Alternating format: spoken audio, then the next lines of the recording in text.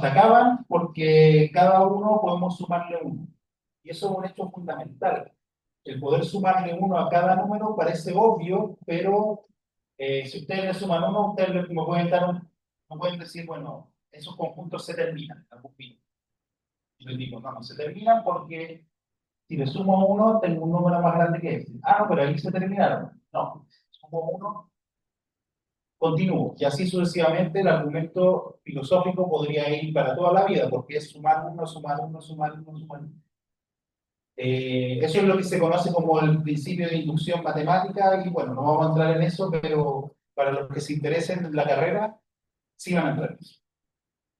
Bien, si le agregamos el cero, hay gente que le agrega el cero o no a los números naturales, a veces da lo mismo, a veces no, pero nosotros le vamos a agregar ahora el cero.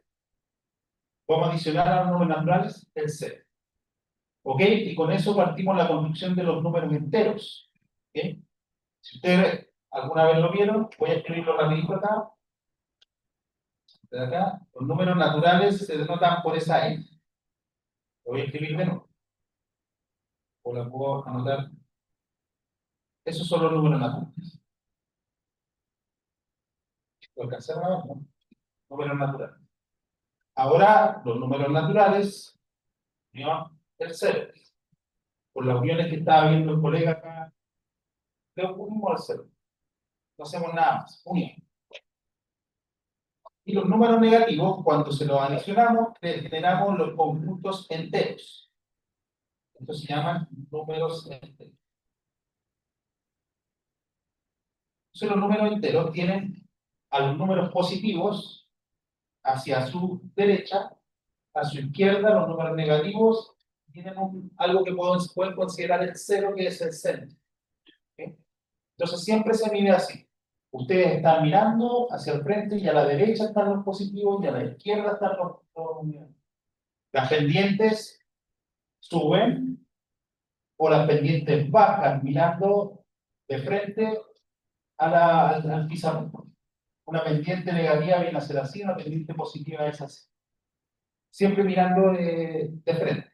¿Okay? Son convenciones que nosotros tenemos desde hace muchos años atrás. Entonces los números enteros, 0, 1, 2, 3, y repito para el otro lado, pero le pongo un número negativo, pongo un menos. Bueno, permiten representar deudas, que también de moda, temperatura bajo cero, posiciones a la izquierda, etcétera, etcétera. Ahora viene la parte más interesante. Entre cada número entero, ustedes tienen infinitos números. Los primeros infinitos números que uno va conociendo son las fracciones, se llaman los números racionales. Racionales es un nombre para decir que son los números enteros divididos por otro entero, suponiendo que ya conocemos la división. ¿Sí? Es un entero dividido por otro entero. Algunos valores aproximados, un medio es 0,5. O sea que viene a estar 0,5, este que está aquí. Hay como un retardo en algo pasa. Ya no me parece. Se pegó algo. No sé qué hice.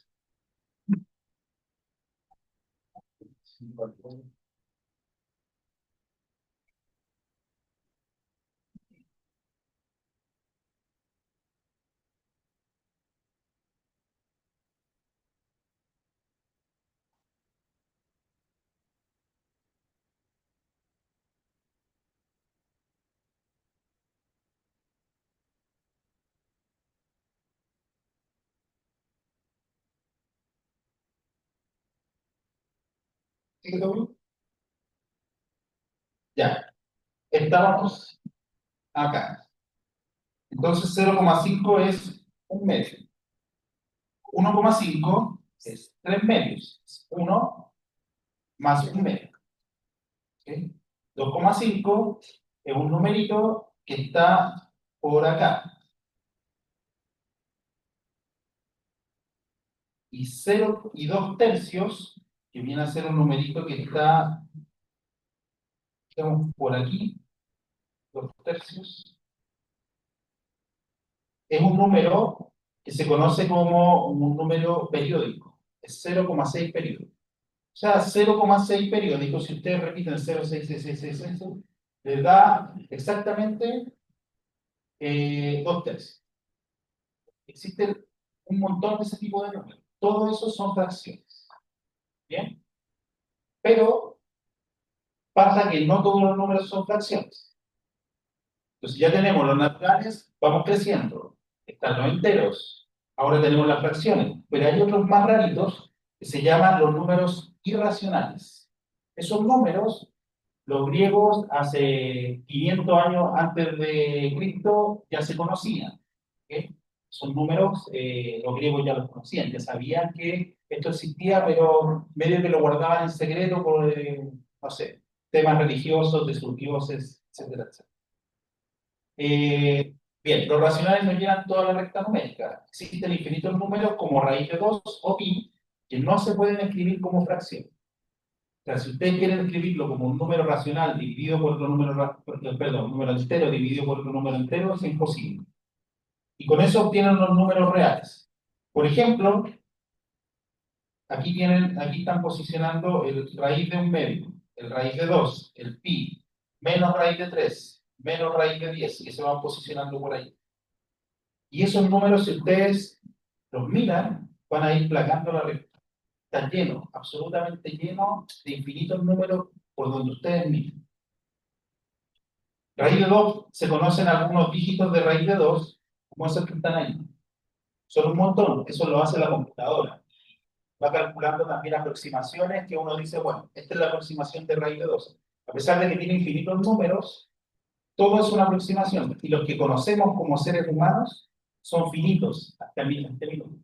Es casi imposible que conozcamos los infinitos raíz de 2. No voy a decir que no se puede, pero es casi imposible que los conozcamos. Eh, Ahora imaginen una cosa, vamos a tratar un poco pi. Si el universo cabe en un círculo, imagínense que ustedes pueden encerrar todo el universo observable. El universo ya más o menos sabemos que se expande, que está completo, está siempre expandiéndose. O sea que está siempre medio que agrandándose. Supongan que lo encierran en un círculo. Así, imaginación total. Lo encierran en un círculo. Ese círculo tendría una circunferencia enorme, que vendría a ser como el perímetro para quien sabe. Creo que ustedes ya saben lo que es el perímetro. Y un diámetro enorme. El diámetro es el doble del radio, ¿cierto? Es el que cruza, digamos. Pero sin importar cuán grande sea el círculo, o sea, estamos hablando de un círculo gigante y un diámetro gigante, siempre va a ocurrir que si ustedes toman el perímetro y lo dividen por el diámetro, les va a dar pi 3,14, 15, 16, 404, 708, 809, y ahí sí. Lo que estamos hablando entonces es algo del estilo. Toman el universo y lo encierran en una circunferencia. Toman el diámetro, lo dividen y eso les va a dar ese número irracional, que es un 3,14, es algo sorprendente. ¿Sí o no? Bueno, no les sorprende mucho por lo que creo, pero lo sorprendente, aunque el círculo fuera de tamaño del universo, al dividir su circunferencia por su diámetro, aparecería el número 3,14, 15, 16, me parece que ahí, 65, 35. Pi no depende del tamaño del círculo, aparecen todos desde una moneda hasta una escala cósmica. Si ustedes lo hacen esto con una monedita, o hacen cualquier tipo de siempre les va a dar pi. Tomen un círculo, lo dividen por el diámetro, les da pi. Sorprendente. Bueno. Ok. Bueno, pero ¿qué tan grande es conocer las cifras de pi que nosotros tenemos actualmente? Las cifras de pi, porque el computador es el que las va a hacer ahora. Nosotros no, mentalmente ni con cálculo, acá no lo vamos a poder hacer. Pero tenemos computadores trabajando, super mega computadores que están calculando los dígitos exactos de pi. Hasta este minuto se conocen 314 millones de dígitos de pi.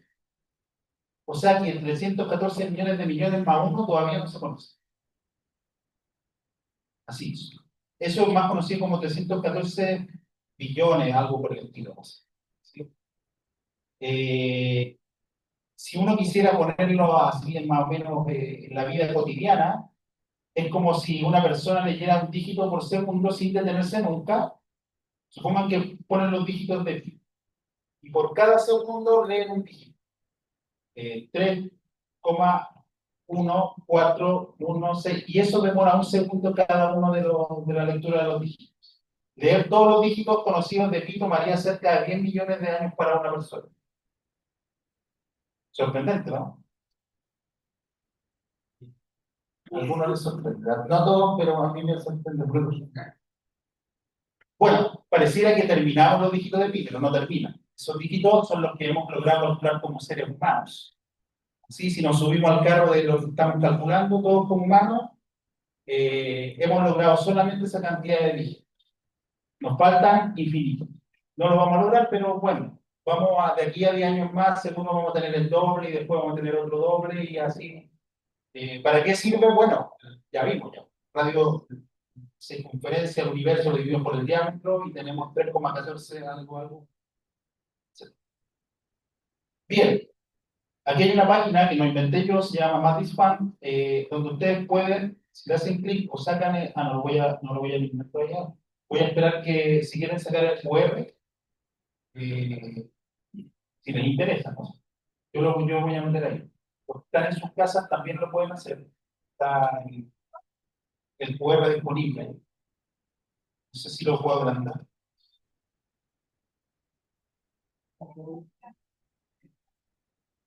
La venta privada. Esa app lo que hace es hacer zoom para que se compensen en general realmente de que entre cada intervalo se llama entre cada rayita, ustedes van a tener infinitos números. Si hacen zoom, hagamos, y hacemos zoom,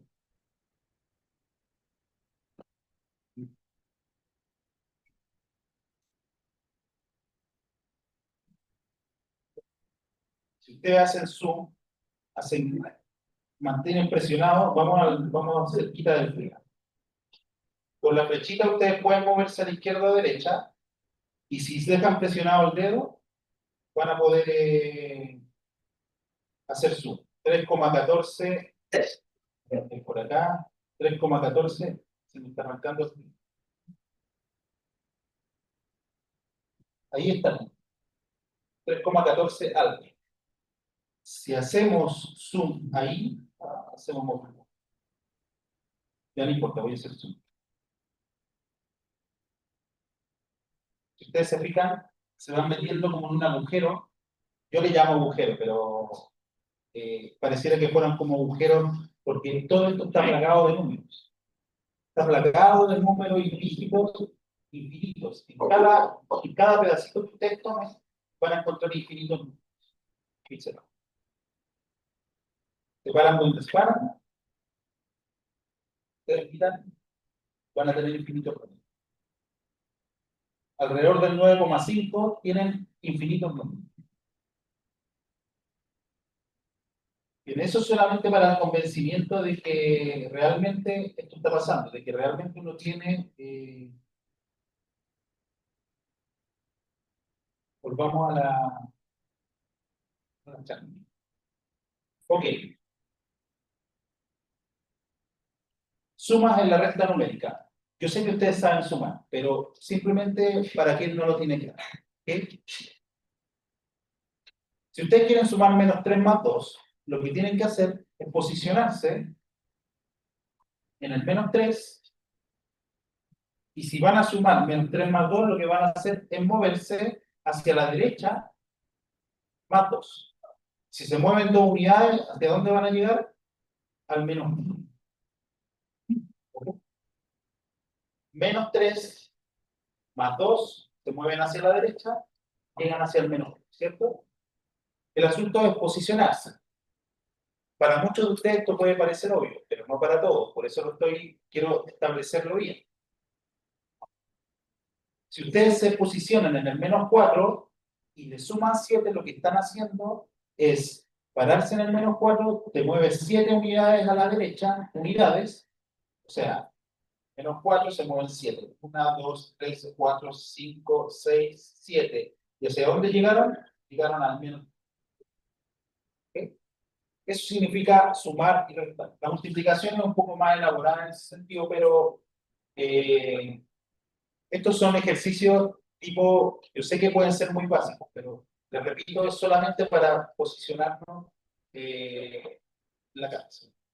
Una recta, vamos a empezar a definir un poquito de cosas en geometría.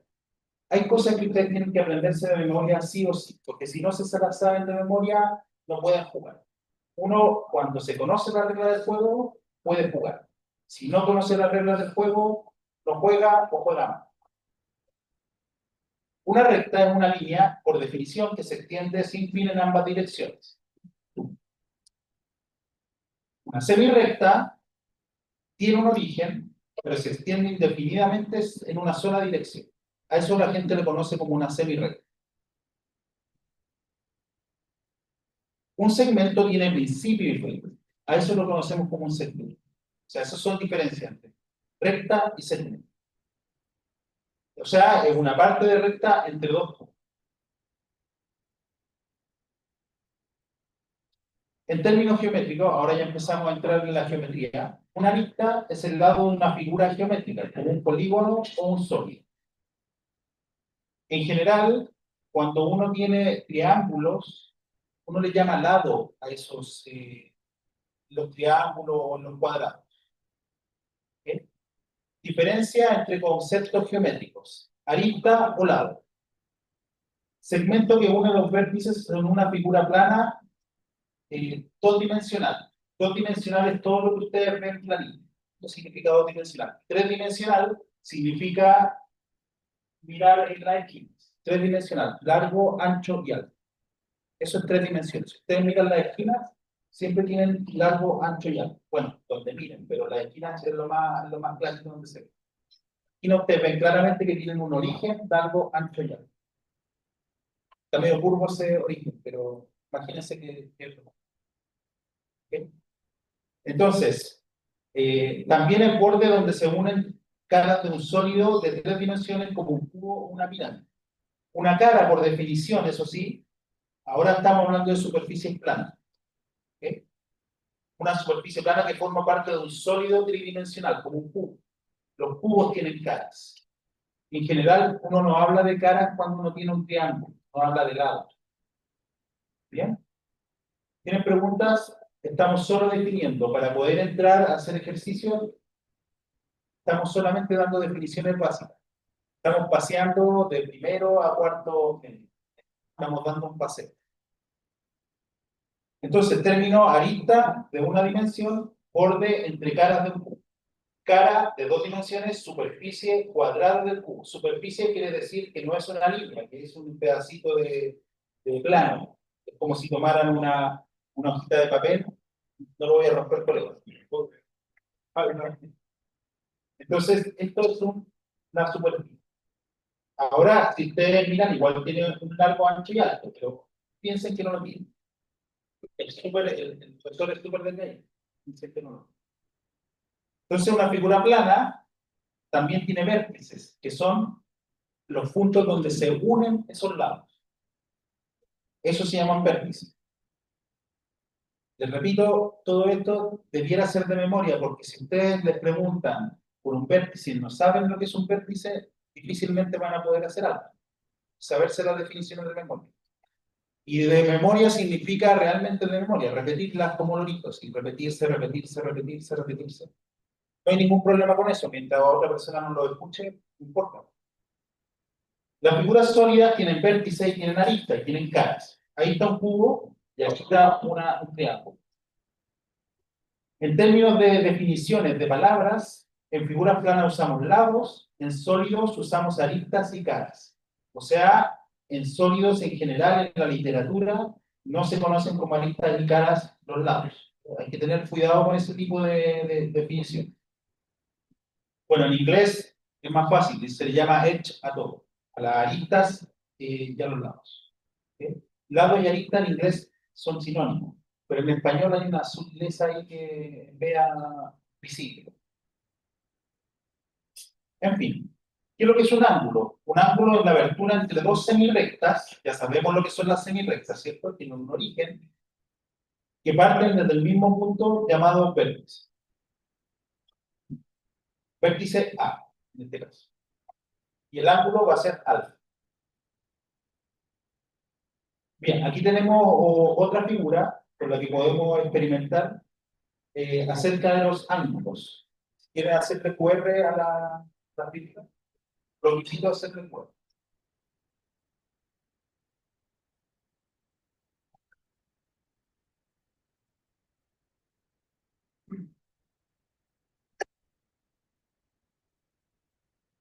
Ok. Entonces, practiquemos con ángulo de 90 grados, con un ángulo obtuso. Es súper simple esto, no tiene mucha ciencia. Ojalá que les resulte, porque hay algunos que en el celular no funcionan mucho. Y parece que acá tampoco también. Ahí sí. Ángulo de 0 grados es ese de ahí. O ángulo que es equivalente al ángulo de 360 grados. Significa dar la vuelta completa. Ángulo de 45 grados significa eso de ahí. O sea, significa que se movieron 45 grados, que es la mitad de 90 grados. 90 grados es el ángulo recto que está acá. Eso se llama ángulo recto. Después, cuando ustedes pasan, también tiene nombre, se llama ángulo obtuso. Hasta llegar hasta 180 grados. 180 grados es cuando dicen, bueno, hubo un cambio de 180 grados, cuando en el cotidiano uno dice eso, hubo un cambio de 180 grados, porque se fue justamente para el otro lado, partió de cero, o sea, terrible choque, porque partió de cero y se fue justamente para el otro lado. Si dicen, se dio una vuelta de 360 grados, o sea, no hizo nada, llegó donde mismo, o sea, se quedó exactamente, porque cero era identificado de los 360 grados en términos de ángulo. ¿Okay? Bien. Bueno, ahí tiene un nombre, ángulo llano, ángulo reflejo. Bueno, es discutible los nombres en ese sentido, pero esto sí es común para todos. Triángulo equilátero, fácil. Todos los lados son iguales y todos los ángulos miden 60 grados. ¿Okay? El triángulo isósceles tiene dos lados iguales, que son estos que están acá. Eso implica inmediatamente que sus ángulos basales correspondientes son iguales. O sea, uno debiera poder posicionar los ángulos iguales, enderezarlos y decir que esa base tiene ángulos iguales. ¿Okay? Y el triángulo rectángulo tiene un ángulo recto de 90 grados, los otros dos ángulos suman 90 grados. ¿Okay? Esa es la gracia del triángulo rectángulo. Son los tres tipos de triángulos que ustedes debieran saber sí o sí. Si no lo saben, preocupense. Pero están a tiempo para preocuparse, así que estamos pensando en la paz y en la vida en general. Ok, fórmulas claves de triángulos. Esto sí hay que aprendérselo de memoria. El área de un triángulo cualquiera, base por altura partido por 2. Dilo, mire, me lo sé de memoria. Y eso hay que saberlo de memoria. Área de un triángulo equilátero. Raíz de 3 medios por la lista.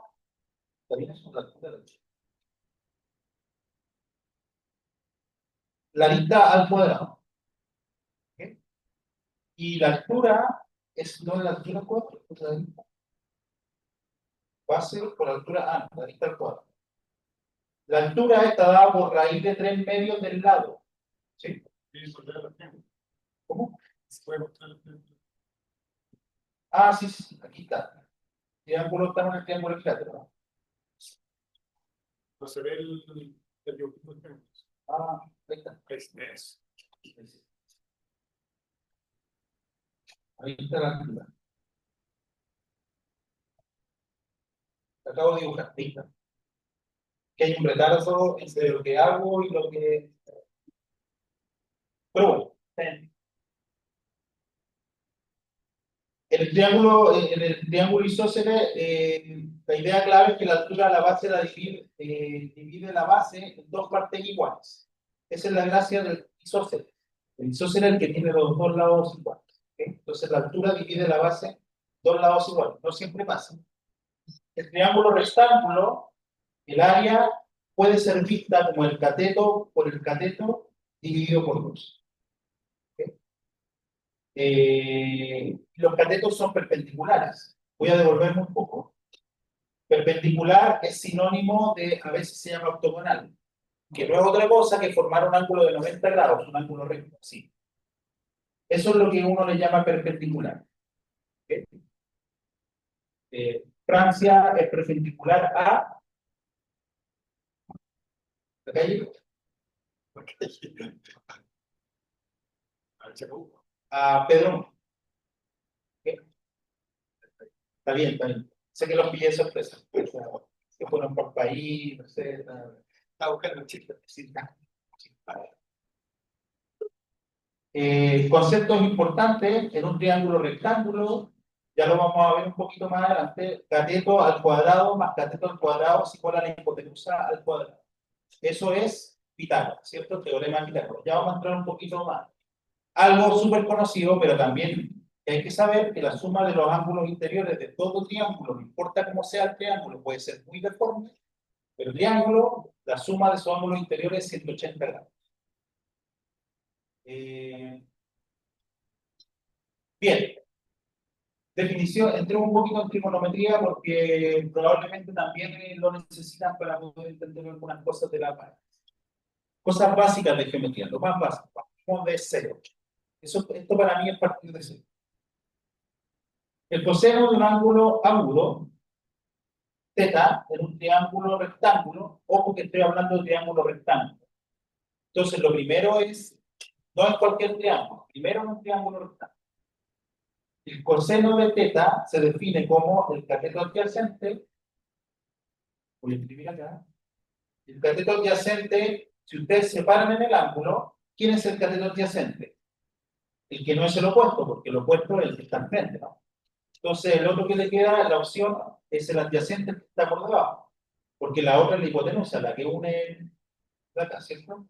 Entonces, el cateto adyacente está obligado a hacer eso porque este de acá es el opuesto. Definición, coseno de θ es un nombre, es el cateto adyacente dividido por la hipotenusa. A eso se le llama el coseno, por definición. De nuevo, lamentablemente, o afortunadamente, de memoria. Hay que decir esas cosas de memoria. Y si no las entienden al principio, haciendo ejercicio la van a entender. Van a lograr en algún minuto les van a caer una noche. Si el cateto adyacente, una pequeña cuenta, un ejemplo.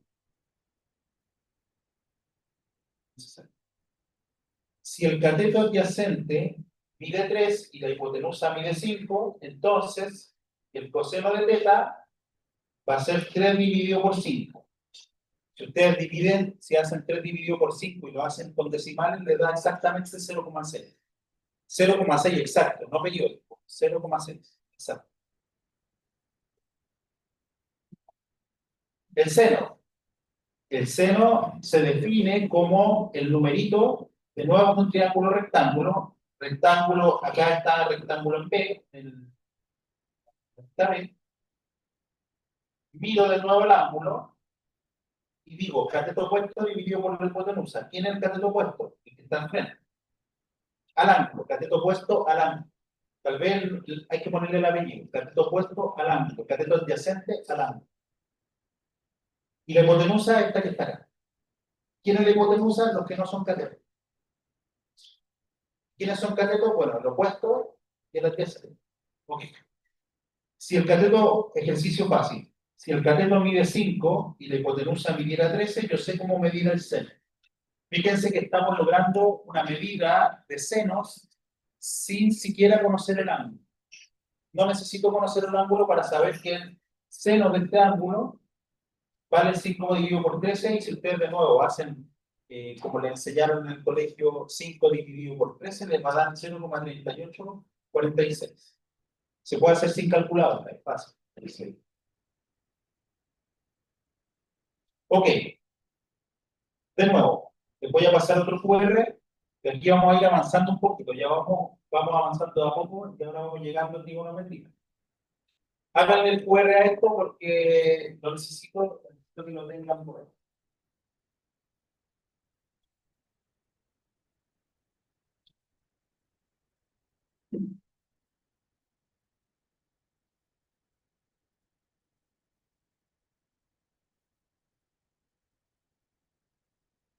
Ya.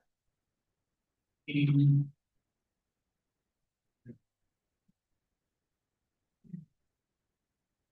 ya, ahí tienen un montón de herramientas de trigonometría. Esto está posicionado, si ustedes se fijan en el ángulo, déjenme explicar que si muevo el ángulo, que estoy moviendo aquí a la derecha, donde dice ángulo, estoy moviendo, aquí lo puedo revisar.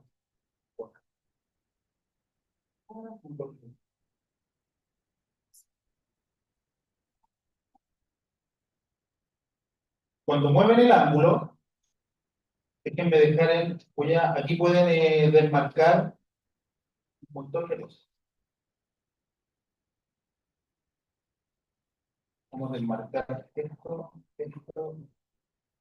coseno lo vamos a marcar, tangente, cosecante, secante lo vamos a desmarcar. Bien. Ok, ahí. Vamos de a poco. Si ustedes miran el ángulo, ahora me posicioné en un ángulo de 52. Ese ángulo de 52 grados que está acá, ustedes pueden ver abajo lo que se llama el coseno. Esa línea roja, cuando yo muevo el ángulo, fíjense que si el ángulo crece, se va a mover hacia la derecha de ustedes esa línea roja que se llama coseno del ángulo. Cuando el ángulo es 0, fíjense que voy en ángulo 22, ángulo 18, tal vez no lo logran ver ahí, pero voy en un ángulo 8, ángulo 2 grados, ángulo 0. La línea roja llegó hasta el final. Eso quiere decir que el coseno del ángulo 0 es 1, porque el punto que tomé al final de acá llegó al 1. Está 0, 1, 2, 3, llegó acá. Por eso que el coseno de 0 es 1. Pero ¿qué pasó con el seno cuando yo miro el ángulo 0? ¿Dónde está el azulito? El azulito representa el seno. Está en 0. Pero si subo el ángulo, el azulito comienza a aparecer. Eso que está al lado, la rosada es la tangente. Olvídense de la tangente. Lo que sirven son los azules y los rojos. El rojo indica el seno, perdón, el rojo indica el coseno y el seno el azul. El azul indica el seno. Si ustedes van aumentando, fíjense que si van aumentando el ángulo, la línea roja comienza a disminuir y la línea azul comienza a agrandarse. La línea azul está llegando a 1, la línea roja está llegando a 0, la línea roja está llegando cada vez más a 0 y el ángulo está en 82 grados y la línea azul está llegando casi a 1. Cuando llegamos a 90, ¿qué pasó con la línea roja? Desapareció, 0.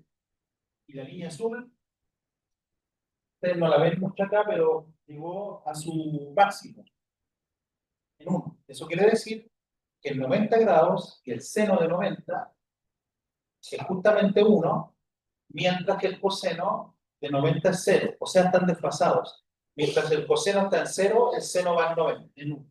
Están desfasados siempre. Si ustedes van aumentando para acá, sigan dando vuelta al ángulo, podemos seguir porque podemos dar la vuelta completa. Si se fijan, de nuevo el coseno empieza a agarrar fuerza. La línea roja bajito empieza a agarrar fuerza. Y el seno empieza a perder fuerza a medida que nos vamos aproximando a 180 grados. La línea azul va a empezar a desaparecer y la línea roja empieza a agarrar fuerza. Claro, porque el coseno de 180 grados vale menos 1 porque ahora se dio vuelta y llegó al punto acá menos 1.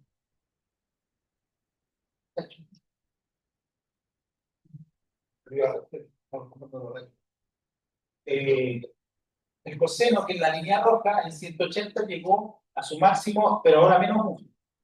Llegó a su extensión máxima. Mientras que el seno, que es la línea azul, se achicó. O sea que el seno de 180 es 0. Cuando vayamos a 270, si alguien nos pregunta cuánto es el coseno de 270, bueno, fácil, voy a seguir subiendo y voy a llegar al ángulo 270, que es 90 más 90, 180, más 90, 270. O sea, tendría que llegar allá abajo. Y observen que la línea azul va agarrando fuerza y la línea roja va perdiendo fuerza, se va yendo a 0. Eso quiere decir que el seno de 270 grados es menos 1. Porque acá abajo está el menos 1 está acá, y hay un 1 y hay un 1. Esto se llama círculo goniométrico. Y tal vez es la forma más fácil de aprenderse esos ángulos facilitos. Con esto usted se puede aprender el ángulo de 0, 90, 180 y 270 así fácilmente. Porque es solo imaginar cómo van subiendo y van bajando los senos y cosenos. Con esto pueden calcular las tangentes, porque las tangentes, como vamos a ver después, está formada por coseno y seno nomás. Así que si seno, seno y coseno, se las tangentes, cosecantes y todo eso. Lo que hay que saber siempre es coseno y seno. Lo demás viene gratis. Porque las cosecantes, secantes, todo eso son formados por cosenos y senos. No otra cosa. Y cotangente también. Todo eso, lo que hay que saber en el fondo es seno y coseno. Lo demás viene gratis. Ok. Bueno, ahí se los dejo en la red para que investiguen, para que pasen bien.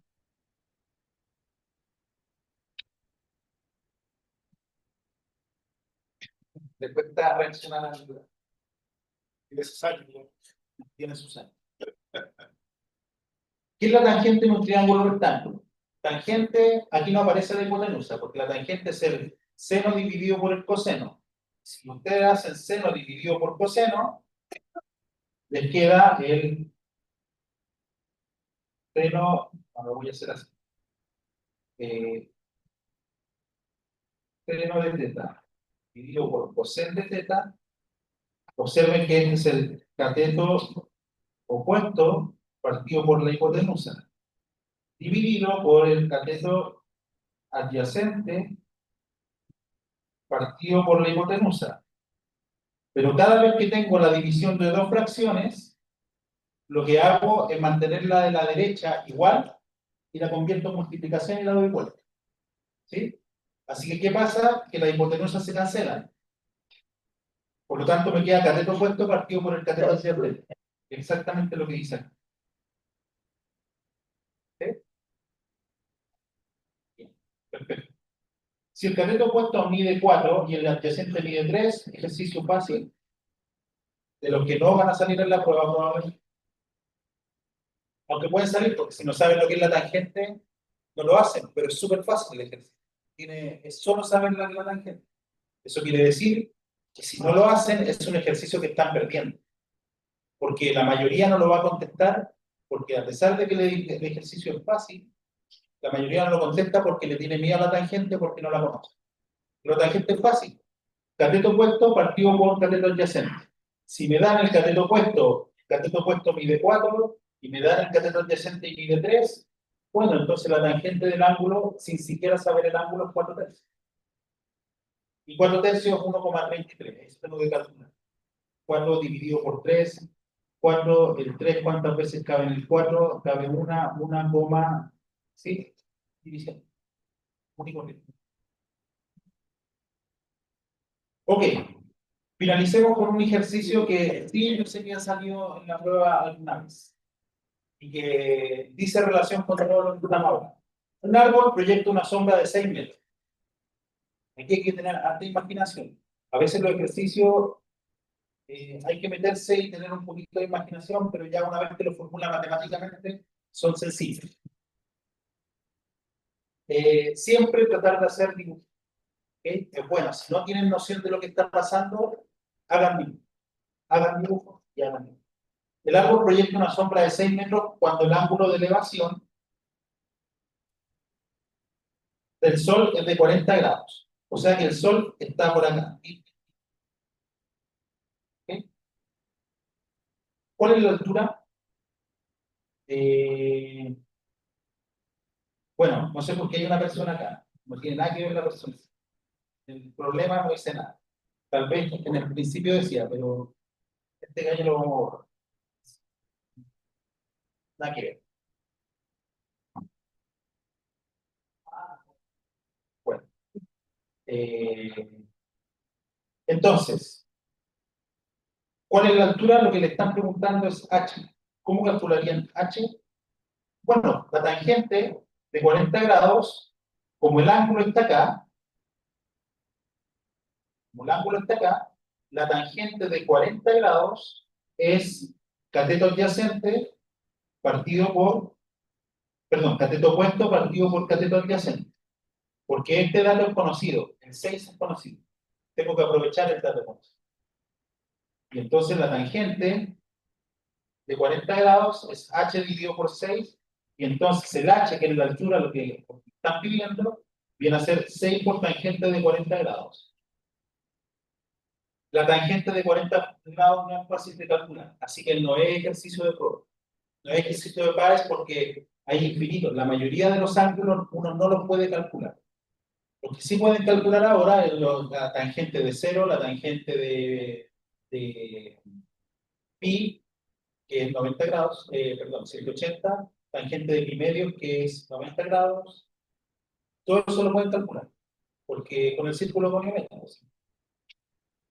Hay ángulos que son fáciles. Esos, los de 45 y los de 60 también son fáciles, pero no sé si lo vamos a alcanzar. Bien, vamos al mismo problema, solamente que ahora pongamos un ángulo conocido para que sepan que se puede calcular. El mismo árbol, visto del otro lado, por acá, aquí está el Sol, aquí hay una persona. Un árbol proyecta una sombra de 6 metros cuando el ángulo de elevación del Sol es de 45 grados. Lo mismo. O sea, cateto opuesto, H, partido por el cateto adyacente. O sea que esta tangente es la que me va a ayudar a hacer eso. Pero observen que tengo que saber cómo se calcula la tangente de 45 grados.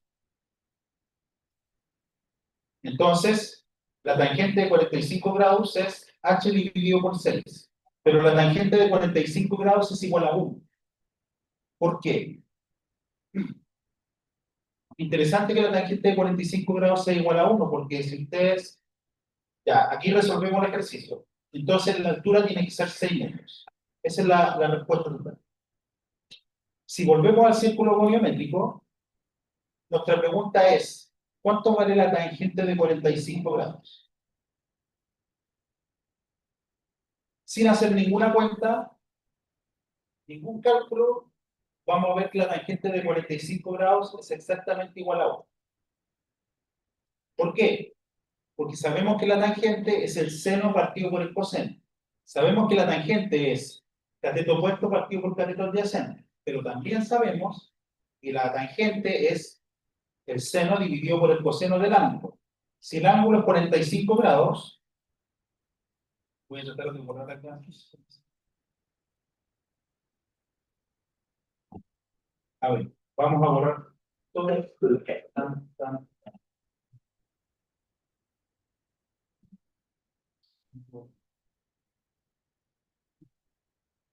Seno, tangente, coseno.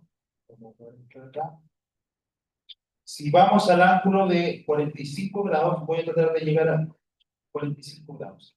Si ustedes ven, llegué a 44 grados. Supongan que llegué a 45. Lo que pasa es que el dedo no me da. Es un poco difícil de. ¿Ah? Falta el mouse. A ver si le da con un poquito de fuerza. Llegué a 45.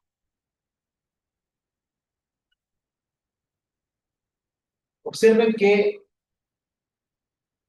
la tangente es el seno dividido por el coseno. ¿Sí? Cuando estoy en 45 grados, estoy exactamente en la mitad de 90. Cuando el seno en 90 alcanza su nivel máximo y el coseno su nivel mínimo, el rojo. Y en 0, el coseno alcanza su nivel máximo y el seno bajó, el azulito bajó. Pero en 45 los dos están iguales. O sea que la tangente de 45 es alguien dividido por alguien. Y alguien dividido por alguien, ¿cuánto da? 1, siempre que no sea 0. Entonces, ni siquiera importando cuánto sea la tangente, cuánto sea seno de 45 dividido por coseno de 45, justamente donde el rojito fue igual a la línea azul. O sea que el rojito dividido por azul me da 1, porque en ese punto exacto es donde son iguales, la tangente de 45. Así que acaban de aprender también el seno, bueno, el seno de 45 vale raíz de 2 medios, por si no lo saben. Eso hay que saberse. Y el coseno de 45, como sé que son iguales, también vale raíz de 2 medios. Y si lo divido, entonces raíz de 2 medios dividido por raíz de 2 medios, alguien dividido por alguien, siempre que no sea 0, 1. Ok. Lo dejamos acá por hoy. Seguimos el miércoles con la clase de geometría. Vamos a ver el teorema de Pitágoras, vamos a ver algunas cositas más. Creo que seguimos. Eso, muchas gracias.